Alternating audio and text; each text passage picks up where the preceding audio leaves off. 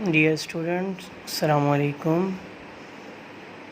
آج ہم باب دوم ایمان و عبادات کلاس 3 میں ٹاپک پڑھنے جا رہے ہیں ایمان۔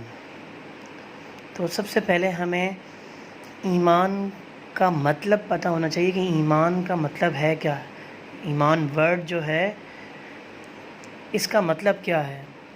ایمان کے معنی کسی بات کو سچے دل سے ماننا، زبان سے اس کا اقرار کرنا اور اس پر پختہ یقین رکھنا۔ پیارے بچوں، ہم مسلمان ہیں اور ہمارا دین اسلام ہے۔ حضرت محمد صلی اللہ علیہ وآلہ وسلم اللہ تعالیٰ کے آخری نبی ہیں۔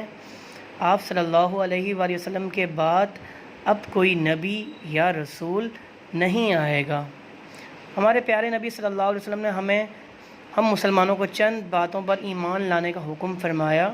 ان باتوں کو ایمان مفصل میں بیان کیا گیا ہے، یعنی اس میں ایمان کی ڈیفینیشن بتائی گئی ہے کہ ایمان کا مطلب کیا ہوتا ہے، یعنی کسی بات کو سچے دل سے ماننا اور اس پر یقین رکھنا اور اس پر قائم رہنا، یہ ایمان ہے۔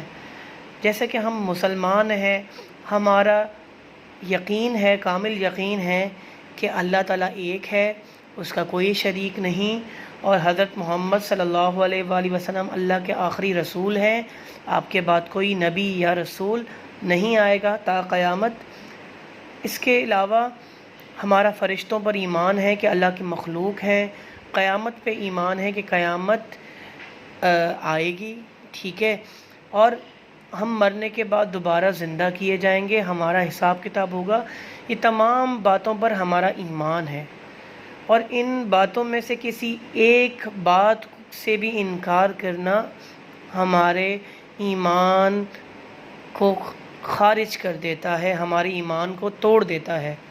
تو اسی طرح آپ صلی اللہ علیہ وآلہ وسلم نے ایمان مفصل یعنی ایمان کے حصے کو ان آیات میں پرو دیا، ان آیات میں سمو دیا۔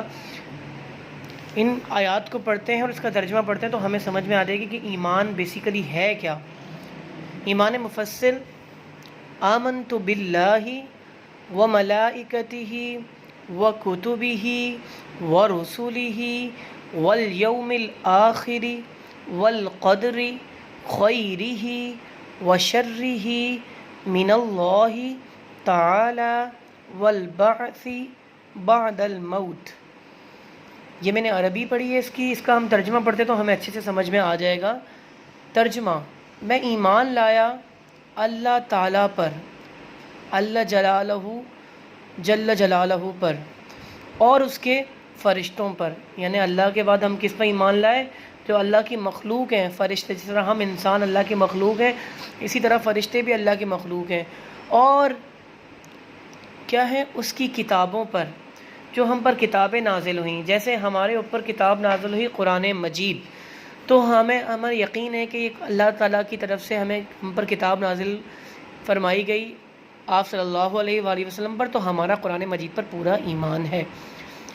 اس کے رسولوں اور آخرت کے دن پر، یعنی جتنے بھی انبیاء کرام آئے ہیں ان سب پر ہمارا ایمان ہے، اور آخرت کے دن پر، اور ہمارا ایمان ہے کہ قیامت آئے گی، اور اس بات پر کہ اچھائی اور برائی اللہ ہی کی طرف سے ہوتی ہے۔ یعنی جو کام ہوتا ہے وہ اللہ کی طرف سے ہی ہوتا ہے۔ یعنی اللہ اگر کسی کے ساتھ اگر کوئی اللہ کی اب یہ کہہ لیں کہ اللہ تعالیٰ جس کو عزت دینا چاہے، پوری دنیا اس کو اگر ذلیل کرنا چاہے تو اللہ اس کو عزت دے کر رہے گا، اور اگر اللہ اس کو ذلیل کرنا چاہے، ذلت دینا چاہے، اور پوری دنیا اس کو عزت دینے کے پیچھے پڑی ہو تو اس کو عزت کوئی نہیں دے سکتا۔ یعنی ہر چیز پر قدرت کس کی ہے؟ اللہ تعالیٰ کی ہے۔ یعنی ہر چیز میں اللہ کی طرف سے بھلائی یا برائی ہوتی ہے۔ یہ نہیں ہے کہ اللہ نے اچھا چاہا اور ہمارے ساتھ برا ہو گیا، ٹھیک ہے۔ ہر چیز میں اللہ کی مصلحت ہوتی ہے۔